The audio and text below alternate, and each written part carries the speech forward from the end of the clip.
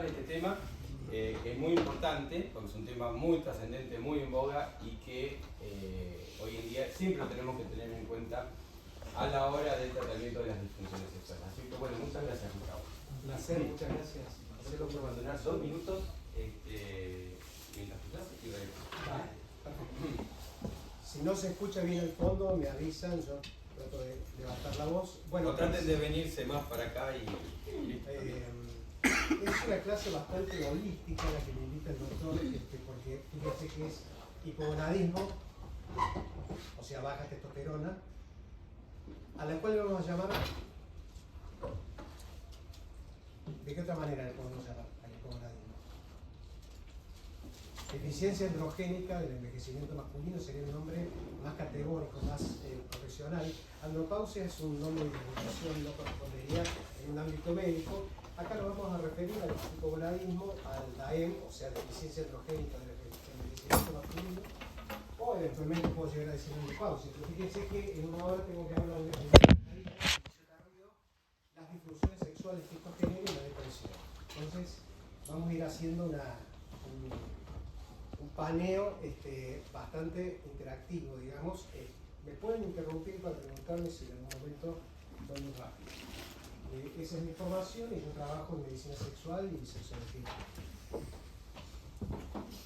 Allá por una tarde, el 12 de junio de 1920, el doctor Voronov hizo el primer senotrasplante. Los senotrasplantes son de órganos que no pertenecen al mismo individuo. En este caso, monos mayores. Él postulaba, no se sabía exactamente qué pasaba, pero se entendía que la energía estaba en los testículos, no se conocía la testosterona como elemento todavía, pero él comenzó a hacer trasplantes de lonchas, o sea, fetas de testículos de simios mayores, adultos grandes, a humanos. Y tuvo mucho éxito, llegó a tener un zoológico particular, una mansión. Después se descategorizó porque tuvo mucha crítica, no había trabajos randomizados, prospectivos, doble ciego, que evaluaran su efectividad. Acá hay pacientes en el antes y el después del senotrasplante, y este es su propio hermano, al cual lo compensó con testosterona. La testosterona, esto es muy importante, todas las mujeres van a ser menopáusicas, no todos los varones vamos a ser andropáusicos, solamente un promedio de un 30%. ¿Sí? O sea, hay cuántos varones acá. Acá habrá unos 10 varones, bueno, 3 de nosotros va a ser andropáusico. Las causas son múltiples, como las veremos, y por supuesto que las patologías metabólicas y las patologías agregadas a lo largo de la vida van a favorecer el inicio más temprano de una eventual andropausia. La testosterona tiene 3 picos en el humano. El primer pico lo hace en el primer trimestre del embarazo y es el responsable de la hormonización en ese embrión, si tiene el cromosoma ahí, para la diferenciación sexual. Cae al final del segundo trimestre y luego hace otro pico en el nacimiento y vuelve a caer. La testosterona se plancha durante toda la niñez y vuelve a ser el tercer pico y más alto en la adolescencia, donde ocurren todos los cambios que conocemos del adolescente. Es el vello púbico. ¿Te está poniendo, no? No, para nada. Todos los cambios que ocurren en el adolescente masculino que tienen que ver con el cambio de la voz, el vello púbico, la musculación, la altura, la densidad y el cierre de las epífisis óseas y demás. Ahora, ¿se va a mantener toda la vida la testosterona en el mismo nivel? No. A lo largo de la vida, a partir de los 40 años, va a ir bajando más o menos el 1% al 2% por año, sobre todo la testosterona biodisponible. Hay testosterona total, libre y biodisponible, como veremos. La biodisponible va bajando a partir de los 40 años, pero no todo varón va a estar andropáusico, porque va a bajar, pero va a estar en la escala propia para esa etapa de vida. Acá tenemos cómo baja la testosterona con la edad, el estudio de Massachusetts, fue un estudio muy interesante sobre una población importante, que estudió difusión eréctil y causas de la misma y descenso de la testosterona a lo largo de la vida. A lo largo de la vida, cuando va aumentando la edad, va aumentando la posibilidad de tener disfunciones sexuales. No es solo por la edad, es por las patologías que se van agregando a lo largo de la vida. Asociación entre síntomas y niveles de testosterona. tenemos los valores estándares son de 2,8 a 8,3. Piensen en todo momento esta clase. ¿Qué harían ustedes con un paciente que tiene síntomas de hipotiroidismo? No lo medicarían solamente para tener síntomas de hipotiroidismo. ¿Qué harían en un laboratorio? Con esto piénsenlo de esa manera, porque va a servir para abordar el tema. Puede haber muchísimos síntomas de hipogonadismo o de menopausia, pero necesitan un laboratorio que lo corrobore. Cuando la testosterona va bajando, esta estaría normal baja, 3,2. Si baja debajo de 3,5, se considera normal baja y empiezan algunos síntomas de hipogonadismo, como la disminución de las erecciones matinales, que suele ser la queja de los varones, disminución del deseo sexual o de las fantasías sexuales. Cuando sigue bajando la testosterona, debajo de 2%, hasta prácticamente del límite inferior, empiezan a aparecer los síntomas más somáticos, los síntomas por los cuales uno consultaría al médico clínico, que tiene que ver con el cansancio, aumento del tejido adiposo en la zona periumbilical, menos musculación, dormirse después del almuerzo, el relacionamiento prandial, etc. Lo vamos a ver más adelante. Y si sigue bajando la testosterona, ya aparecen síntomas de índole emocional. Entonces, a medida que va bajando la testosterona, van apareciendo síntomas en distintas esferas. ¿Cómo se clasifica, cómo se define a la deficiencia androgénica del envejecimiento masculino? Son los cambios físicos y emocionales que, a pesar de estar relacionados con la edad, en cualquier varón que va envejeciendo, tienen que estar avalados por un laboratorio de testosterona baja. Entonces, son los síntomas y cambios físicos y emocionales que van ocurriendo con la edad, pero que tienen que estar avalados por alteraciones hormonales significativas. Recordemos un poco el eje hipotálamo y el hipófisis gonadal en el varón. Ahí tenemos la hipófisis anterior, el hipotálamo. El hipotálamo genera factor liberador de gonadotrofinas, que estimula la hipófisis para que produzca dos neurohormonas, FSH y LH. La LH actúa sobre las células de Leydig, del testículo, para producir testosterona, y la FSH sobre las células de Sartori para producir espermatozoides. Esto es básico. Bien, acá tenemos un corte histológico, tenemos la célula triangular de Leydig y el túbulo seminífero con las células de sostén de Sartori y algunos espermatozoides en formación. ¿Qué pasa acá? ¿Recuerdan o tienen presente qué pasaría si yo le doy testosterona exógena? ¿Entra al testículo el túbulo seminífero de la testosterona externa que yo le doy? No entra. Solamente la que produce la célula de Leydig a través de un carril transportador hacia el túbulo seminífero. Por eso, alguien que hace fisiculturismo puede estar lleno de testosterona, pero va a estar con el eje planchado, ¿verdad? Y con una sospermia, o por lo menos un oligosospermia, porque no va a haber testosterona que ingrese al testículo porque está frenando el eje y la célula de Leydig no está estimulada. La producción de testosterona la produce el 95% del testículo, el 5% de las suprarrenales, por eso en un cáncer de próstata hay que inhibir también eventualmente por el eje. ¿Cómo viaja la testosterona en el plasma? Fíjense que el 60% viaja o circula ligada a la proteína transportadora de hormonas sexuales, o sex hormone globulin. El 38%, esto es inmodificable, no se disocia, o sea, siempre viaja unida a la proteína. En cambio, la que está ligada a la luna, el 38%, es fácilmente disociable, y la 2% es la libre. ¿Qué va pasando con la SHBG? Entonces yo también puedo decir, bueno, tengo testosterona total normal, pero resulta que el paciente tiene 65, 70 años, es obeso, fumador, diabético, o sea, patologías cardiovasculometabólicas, o sea, se suma la edad y patologías que eventualmente van a hacer que la SHBG aumente, como el envejecimiento, el hiperestrogenismo por obesidad, enfermedad hepática crónica, el hipertiroidismo, uso de medicamentos como los antivirales y los antipsicóticos, la genética, pérdida de peso excesiva o el ayuno prolongado, aumenta el SHBG y me va a seguir dando testosterona total normal, pero voy a tenerla libre y la vía disponible baja, que es la biológicamente activa. La otra no importa, aunque esté normal, no se difunde en los tejidos. ¿Alguna pregunta hasta acá? ¿Qué va pasando a lo largo del tiempo? No es que el testículo de repente deja de producir testosterona.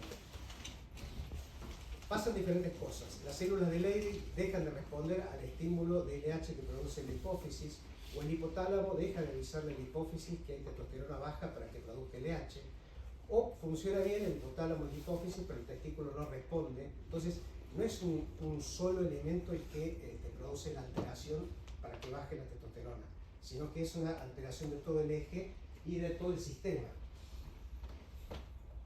La testosterona sabemos que tiene acción sobre, bueno, todos los tejidos que están involucrados ahí, claramente sobre el cerebro. ¿Sí? El cerebro, y se sabe que las demencias precipitan la proteína amiloide, la 42, que es la que produce la enfermedad de Alzheimer, más en pacientes hipogonádicos, en varones hipogonádicos. En el hueso, los varones nos fracturamos menos la cadera que la mujer, pero nos morimos más. El paciente hipogonádico pierde el 2% del hueso por año. Entonces, cuando ustedes el día de mañana repongan un paciente con testosterona baja, si tiene una edad donde ya empezó eventualmente a tener una osteolisis o una disminución de la densidad del hueso, deberían hacer una densitometría para eventualmente reponerlo.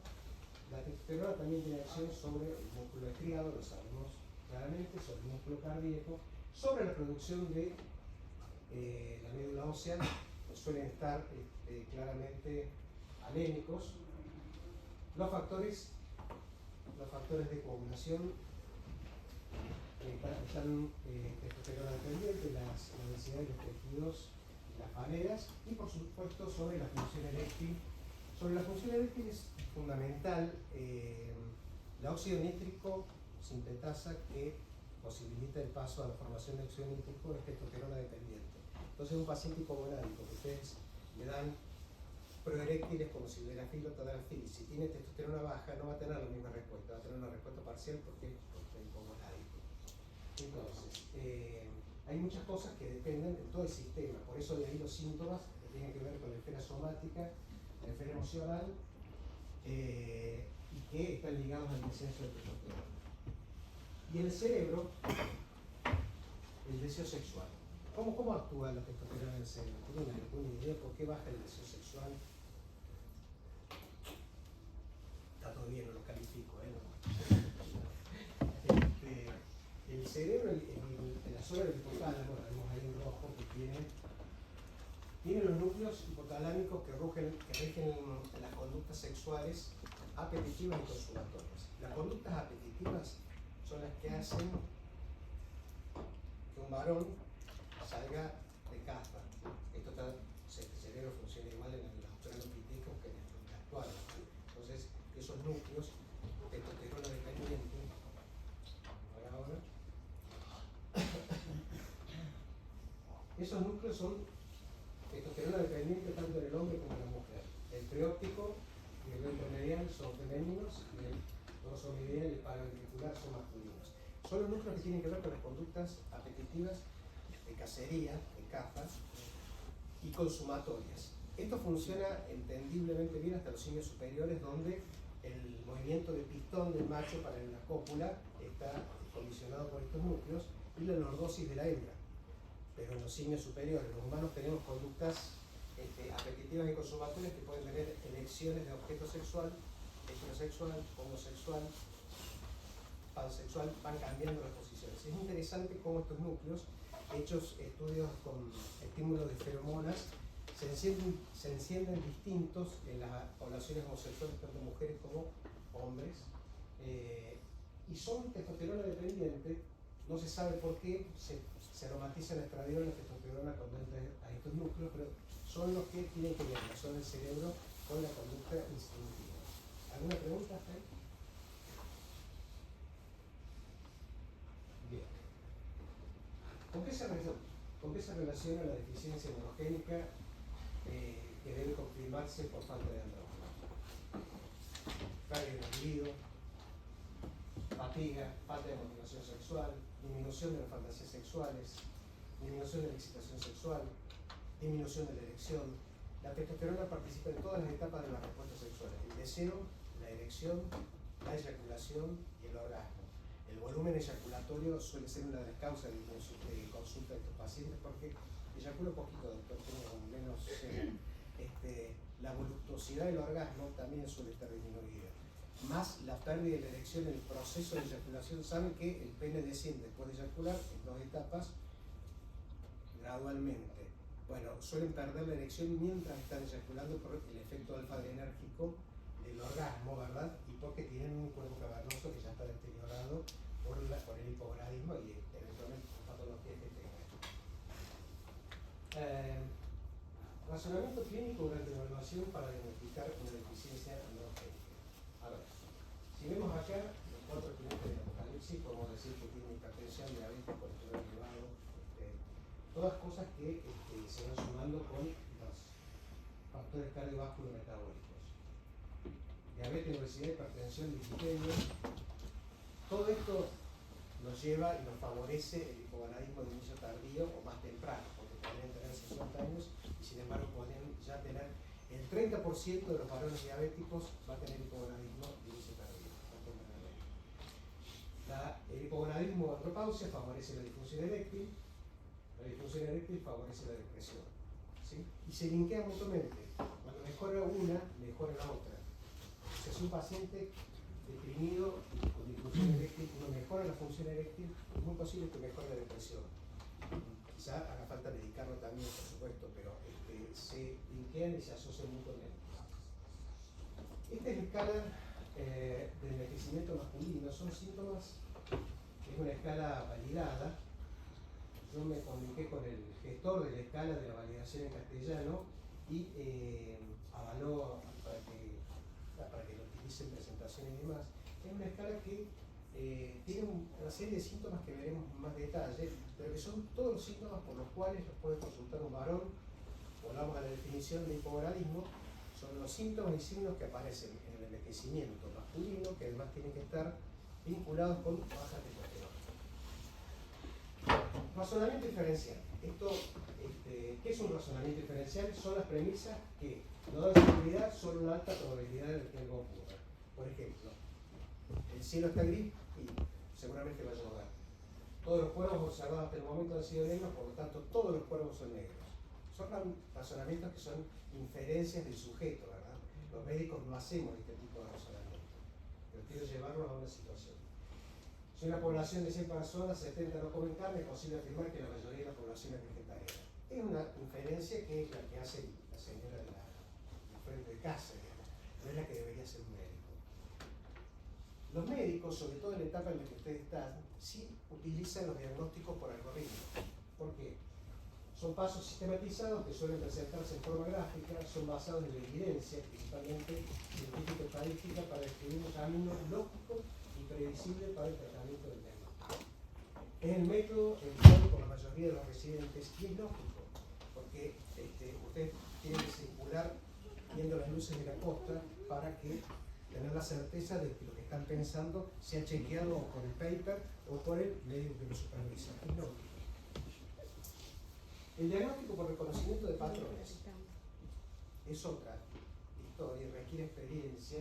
Tiene que ver con la realiza el médico en forma automática por la similitud que el caso presente tiene con casos previamente conocidos. Ello ocurre cuando el médico identifica y reconoce al paciente un determinado patrón o guión de enfermedad. Por ejemplo, no es lo mismo lo que le va a contar ese varón a un traumatólogo que a un urólogo o a un clínico. Le va a contar diferentes cosas. Este método de reconocimiento de patrones es empleado en la mayoría de los casos por los médicos expertos, aunque los médicos expertos también tienen que leer papers y demás, ¿verdad? Sería como el elemento más completo, digamos un caso clínico. ¿Hasta acá una pregunta? Varón de 70 años, viudo, hace 3, tiene 2 hijos, vive con el menor, jubilado de la administración pública, tiene una buena jubilación, no tiene pareja estable, actualmente administra consorcios, no tiene dificultades económicas. Motivo de consulta, disfunción eréctil, por esto van a llegar ustedes. Esa disfunción eréctil, eyaculación precoz primaria y disfunción del deseo sexual. La disfunción eréctil, saben la definición, la eyaculación precoz primaria es la que ocurre al minuto, antes del minuto, o en pocos movimientos, o apenas penetra y siempre la temperatura y la humedad de la vagina, eyacula. Esto es un estudio que ya permitió que se calificara otro tipo de eyaculaciones precoz. Pero los fines prácticos es la eyaculación precoz más difícil de resolver porque hay factores neurobiológicos que la condicionan, ¿verdad? Este paciente tiene eyaculación precoz primaria, disfunción eréctil, disfunción del deseo y tristeza. Refiere astenia, o sea, cansancio, anedonia, falta de motivación para las actividades placenteras, falta de voluntad, irritabilidad, somnolencia familiar, refiere además dificultad en lograr y mantener la rigidez del pene, además de un año de evolución, cambio rápido de la misma, cambio de posición, erecciones nocturnas negativas, no reconoce cuándo, deseo sexual ausente y volumen eyaculatorio disminuido. Siempre tuvo eyaculación precoz, pero ahora está más acelerada, incluso ante portas, o sea, antes de penetrar. Nota también menor fuerza muscular, disminución de la capacidad de concentración, refiere que algo similar sucedió cuando le diagnosticaron el hipotiroidismo a los 15 años. Hace 15 años, pero con la medicación mejoró. Antecedentes patológicos, hipertenso desde hace 15 años, medicado, sobrepeso de 13 kilogramos. ¿Qué conducta tomaría usted? ¿Qué se les ocurre hacer con este paciente? Pedirían una evaluación clínica general, pedirían interconsulta con el cardiólogo antes de medicarlo, con sildenafil o tadalafil, lo medicarían con sildenafil o tadalafil, le pedirían un laboratorio hormonal, tomarían alguna escala, pensarían que podría estar reprimido.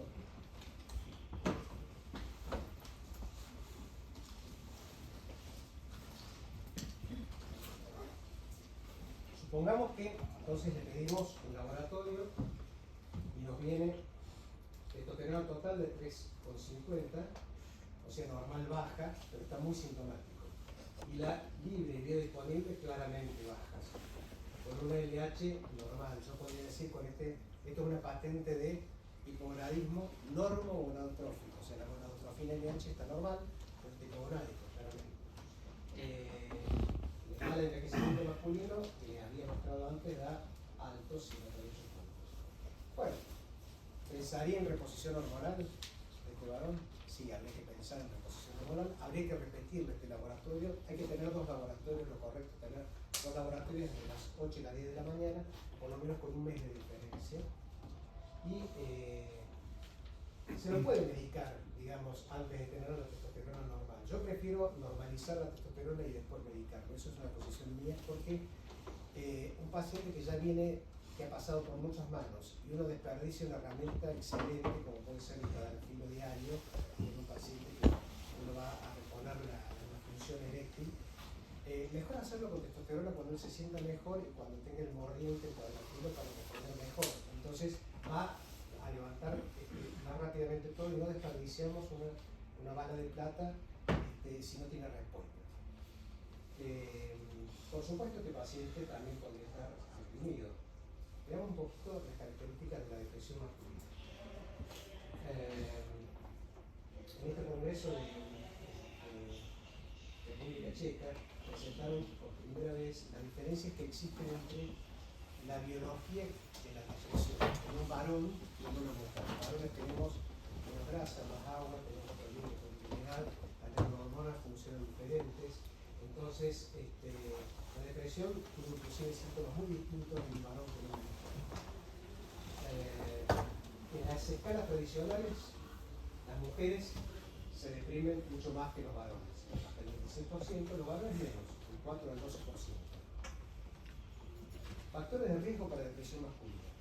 Fíjense, son factores que tienen mucho que ver con lo social, con la situación de ser hombre en una sociedad occidental cristiana, digamos, ¿no? Divorciado, separado, viudo, factores financieros, incapacidades físicas.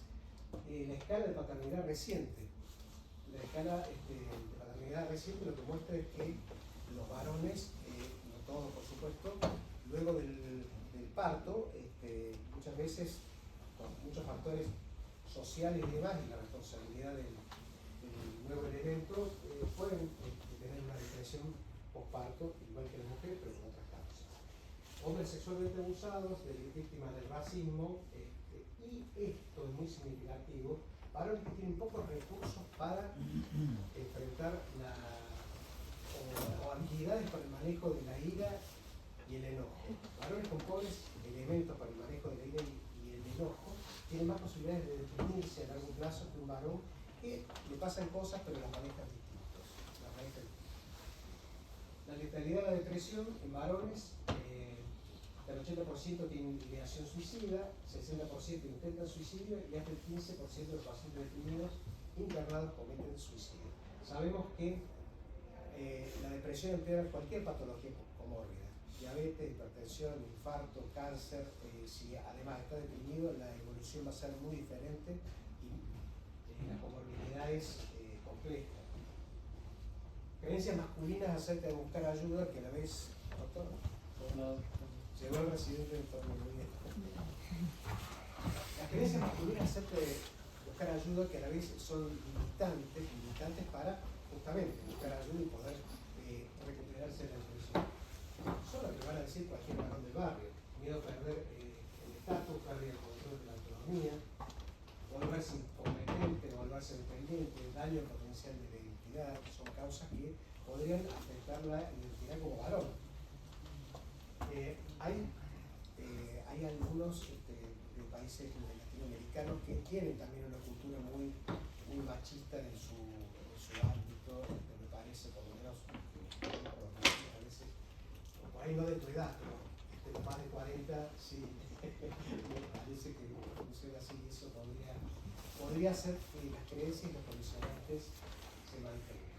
Típicos argumentos, indicadores de masculinidad: necesito dormir menos que los demás, tengo más tolerancia al dolor, un poco más de resistencia al alcohol, no me preocupa en lo más mínimo lo que como, no pido ayuda de nadie, ni dependo de nadie, reprimo mis emociones y no le presto demasiada atención a lo físico. Esto es socialmente deseado, estimulado y favorecido: el poder, la dominación, el coraje, el éxito, la racionalidad, la invulnerabilidad y el control. Los varones necesitamos tener el control, nos sirve tener el control, porque nos da masculinidad, y la masculinidad nos da el padre directo, desde nuestra subjetividad, por supuesto. Y lo típico de restringir la emocionalidad, la ansiedad, la incertidumbre, la impotencia y la tristeza, porque eso no corresponde a la masculinidad. Esto quizás no lo van a ver en las, por lo menos en Argentina, ni en los jóvenes, porque se manejan de otra manera. Estamos hablando de los pacientes que lo van a consultar a ustedes, que son más 50, más 60, ¿verdad? Que tienen características culturales que involucran estos elementos. Lo que no se puede vivir se manifiesta muchas veces en ira, en irritabilidad, en agresividad. Hay tanto ataque de ira en los varones deprimidos, pues el varón deprimido no se queda en la cama triste y llorando. Se manifiesta distinto, se manifiesta con muchas veces hiperactividad, sale mucho, bebe mucho, se pelea mucho en los bares, con mucha irritabilidad ante la pequeña esposa, discusiones en el tránsito. Hay una escala de síntomas de ataque de ira que tiene que ver con los síntomas somáticos de la taquicardia, la sudoración y demás, tirar, romper cosas, etcétera, que puede ser parte del ataque de ira. ¿Lo conocen al escritor Ernest Hemingway? Él en su momento fue el típico macho de época, tenía todas las características de lo que se consideraba masculino, y sin embargo murió, se suicidó con esa misma escopeta. Se piensa que era un bipolar, en un proceso de profundidad de depresión, se suicida. Los varones suelen tener dificultades para buscar ayuda emocional porque se quería como despersonalización, como que no estaría adecuado a su masculinidad buscar una ayuda para su estado emocional. Las mujeres tienen un mayor nivel de depresión y ansiedad. Esto es el informe de salud mental de la Unión Europea, con las características más conocidas, más de cine, más de telenovela de la depresión. Y los varones tenemos más tendencia al acting y y a la manifestación de ese acto de abuso de sustancias, trastorno antisocial. Esta película está muy buena, si no la vieron, Ira, que tiene que ver con esta tendencia justamente cuando estamos mal a no asumir la emocionalidad sino actuar. Recomendaciones del consenso de la Sociedad para la Salud Masculina, justamente tener en cuenta que el varón también se deprime, pero se deprime de otras maneras. Entonces, habíamos visto el hipoglanismo de inicio tardío con todos los síntomas que tenemos. Y ahora vemos algunos datos de la depresión masculina, no es para que ustedes lo traten, pero para que tengan en cuenta que ese varón, además de testosterona baja, podría tener una depresión. Y quizás no tenga testosterona baja, solo tenga una depresión, pero tiene muchos de los síntomas hipoglámicos. Solapamiento de la sintomatología entre la andropausia y la depresión. Esta es la escala que les mostré inicialmente. Lo que hicimos fue un trabajo para, con esta escala, ver por qué síntomas consultaría a qué tipo de médico. Por eso les hablaba del razonamiento inferencial o del razonamiento profesional.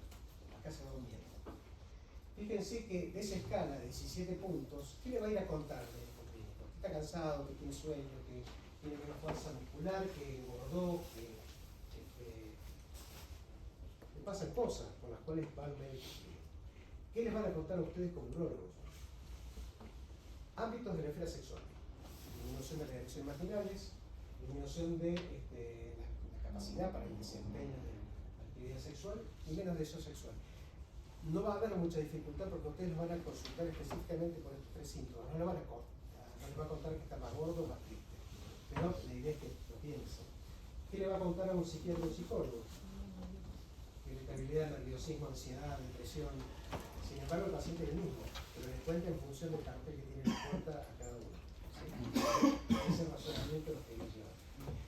Cuando combinamos todas las escalas, vemos que la escala de envejecimiento masculino, que nos hace pensar en hipogonadismo, se superpone muchísimo con la escala de depresión. Lo que pasa es que el hipogonadismo tenemos que caracterizarlo por el laboratorio, como dije apenas empezamos la clase. La coexistencia de síntomas en las escalas de Beck, Hamilton, Montgomery, Asper y la de envejecimiento masculino, ¿qué lo muestra el neurólogo, el endocrinólogo o el andrólogo? Que puede haber un subdiagnóstico de depresión si no se la piensa. ¿Qué le muestra el psicólogo y el psiquiatra? Que puede haber un subdiagnóstico de hipogonadismo si no lo piensa también. Y muchos pacientes pueden tener patologías comórbidas, o sea, pueden tener ambas patologías. El Consenso Latinoamericano para la Deficiencia Androgénica recomendó pesquisar hipogonadismo en pacientes con depresión mayor y recomienda pesquisar la depresión en pacientes con hipogonadismo. Todo lo que venimos hablando es para que lo tengan en cuenta. ¿Alguna pregunta hasta acá?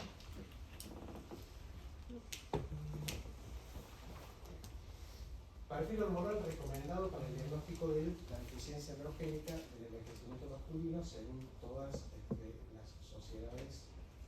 Testosterona total, medición matutina entre las 7 y las 10 de la mañana en ayunas.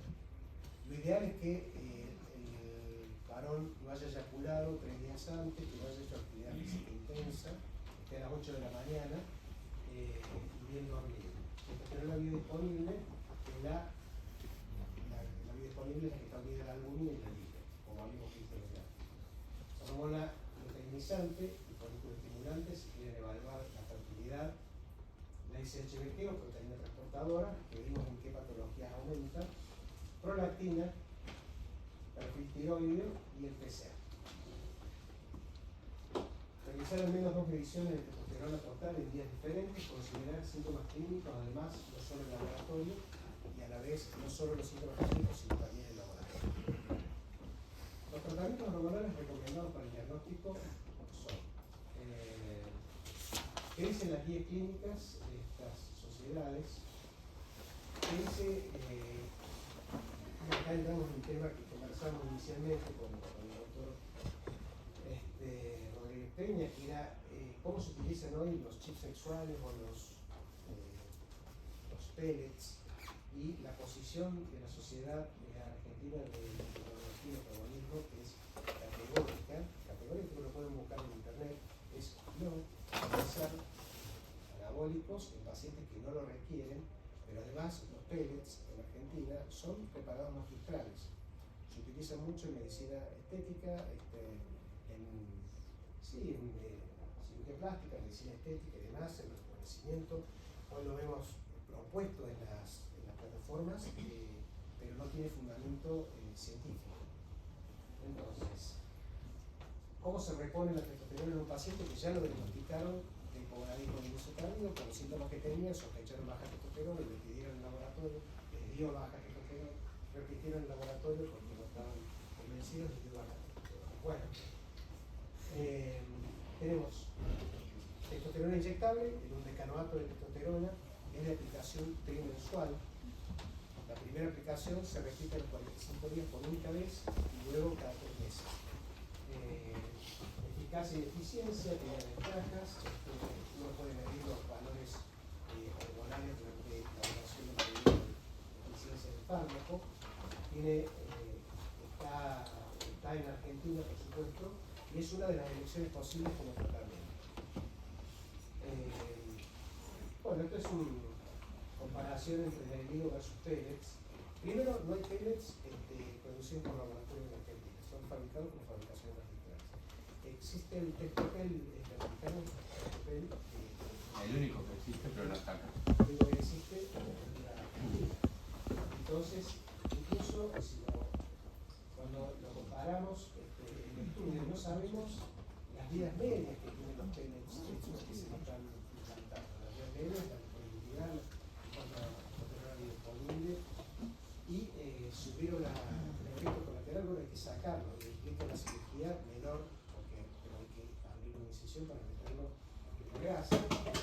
Son claramente a favor del libro, que es bien previsible la biodisponibilidad que va a tener el fármaco versus el gel. Otra alternativa que tenemos en Argentina es el gel. El gel, en cuanto a efectividad, tanto el Nervido como el gel tienen casi prácticamente la misma efectividad. La diferencia es que uno es una inyección 4 veces al año, que es intramuscular, lenta, sin fricción posterior, que son las indicaciones del laboratorio, versus el gel, que es mucho más económico, sale un tercio de lo que salen los 3 meses que dura el Nervido.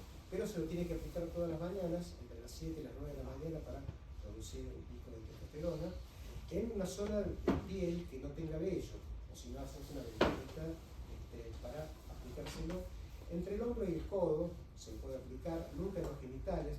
Algunos lo indican en el abdomen, no sé, Marcelo, si vos lo sabés. Antebras y cuello. Y la zona del cuello. Sí. Son las más lampiñas que hay en la... Sí.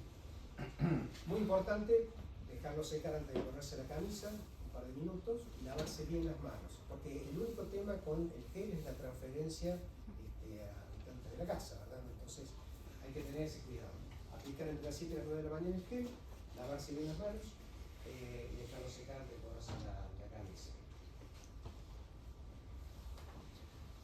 Existe el testosterona de POC, que se utilizaba mucho antiguamente cuando no existía otra cosa. El tema es que el testosterona dura aproximadamente 3 semanas, la vida media, pero hace un pico la primera semana y después una caída durante las otras 2, segunda y tercera semana. Entonces, el varón solía oscilar entre mucha euforia en la primera semana y después decaimiento en la segunda y más la tercera semana, cuando llega se lo tenía que volver a aplicar. Se podría utilizar, pero tiene indicación mucho más clara, el mecanoato Nervido o el gel de testosterona, los picos y los valles. ¿Qué tenemos en el mundo? Cosas como para enterarse. Por el parche transdérmico de testosterona androderm, un adhesivo que se aplica en la piel intacta, evitando áreas escrotales. El andriol, el casenso, el mecanoato oral, menor biodisponibilidad, requiere comidas grasas, riesgo hepático en nuevas formulaciones. No tiene mucho fundamento si tenemos otros elementos que son más claramente utilizables y biológicamente activos. Y el Latesto como spray nasal, administración 3 veces al día. Algunas publicaciones sugieren que uno de los efectos colaterales es el aumento del hematocrito y de la hemoglobina por el crimen de la médula ósea, que estos elementos podrían estimular menos a la médula ósea y sería el fundamento de la utilización. El Textopel, que es el único, ahí está la forma de aplicación, el Textopel no es que no tenga eficacia, es que no está en nuestro país y en realidad requiere una pequeña cirugía para el implante, dura aparentemente entre 3 y 6 meses, pero tenemos un medicamento que seguro que dura 3 meses. Entonces, ¿para qué? Uno pensaría, ¿para qué hacerse una pequeña cirugía para poner algo que después va a haber que seguirlo replantando? O sea, comparaciones de evidencia científica de habido versus testosterona, el gráfico, contraindicaciones relativas de la terapia de testosterona, apnea del sueño no tratada, esto es muy importante, policiclemia con metotrexato arriba de 50, contraindicación absoluta sería arriba de 54, pero arriba de 50 habría que tener cuidado porque puede ir aumentando, en los controles uno no va a ver a eso. Hipertrofia prostática sintomática, deseo de fertilidad a corto plazo, porque obviamente si mejora el testosterona van a planchar ese testículo con lo que había visto antes de la fisiología. Insuficiencia cardíaca congestiva, eventos trombóticos, cáncer de próstata tratado y en remisión y cáncer de mama masculino en remisión. ¿Sí? Esto es una escala comparativa que es básicamente lo que venimos diciendo. Contraindicaciones absolutas para reemplazo con testosterona. Cáncer avanzado de próstata metastásico. Claro. Cáncer de mama masculino. Es poco frecuente el cáncer de mama, pero es muy agresivo. Entonces es importante tenerlo en cuenta. Hematocrito arriba de 54, una contraindicación absoluta. Muchas veces a los pacientes que uno trata hay que enviarlos al hematólogo, porque el hematólogo a veces quiere suspender la terapia, pero en realidad también hay que negociar con el hematólogo y el paciente que suspender la terapia si no está sosteniendo unos objetivos, por ejemplo, no sería lo ideal suspender la terapia, entonces les hacen sangrías 2 veces por año, con eso se suele compensar. Pero con este hematocrito sería contraindicación de poner testosterona. Insuficiencia cardíaca congestiva no controlada y deseo de fertilidad a corto plazo. Deberíamos usar testosterona en el envejecimiento eugonadal, o sea, en un varón normal, con testosterona normal. ¿Qué dicen las guías clínicas? Bueno, no usar testosterona en varones sin déficit de edad. Por eso, volvemos a la definición. Síntomas y signos del envejecimiento masculino que deben ser corroborados por un laboratorio de baja testosterona. Les daba el ejemplo al principio de el hipotiroidismo. Uno lo puede inferir y suponer por síntomas y signos clínicos, pero necesitar el laboratorio de baja TSH.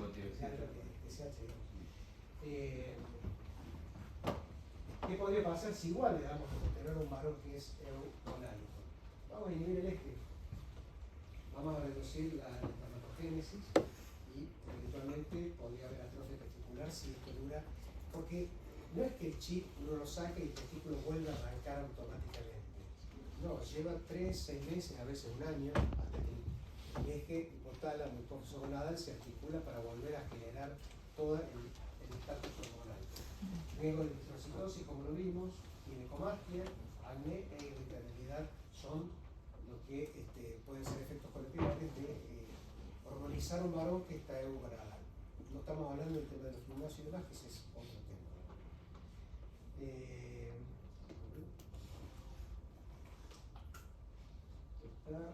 Y bueno, para terminar, si no la vieron esta serie de Nick, véanla, porque es maravillosa, es la cirugía todavía sin guantes y en la época del inicio de la anestesia, maravillosa la cómo está ambientada, cómo eran los hospitales de época. Imagínense operando en un anfiteatro como este, el paciente acá sin guantes. Sin embargo, bueno, la primera temporada es muy buena, la segunda un poco más latosa. Un poco más latosa, la primera es muy buena. Bueno, esto sería la clase hasta hoy. Preguntas. Tengo un paciente, pongámosle unos 55 años, que viene a la consulta por síntomas del tracto urinario inferior. Refiere que la consulta se basa en eso. Antes de irse le pregunto por la conducta sexual. Me refiere que, bueno, tiene muchos problemas en ese ámbito, hace rato que no está teniendo la frecuencia deseada y está muy y que refiere mucho a la disminución del volumen eyaculatorio. ¿Qué edad tiene? 54 años. Hipertenso, diabético, tomando fármacos. Hipertenso. La verdad no tenía muchas otras comorbilidades, flaquito, la verdad que mucho más. Mi duda es, usted pone ahí que es supongamos que le hacemos el laboratorio y confirmamos el hipogonadismo.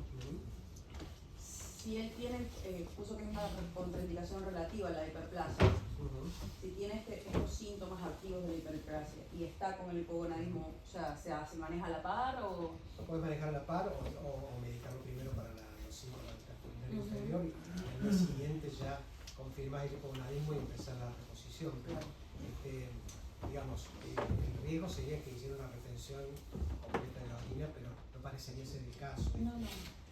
Tiene algunos síntomas del tracto urinario y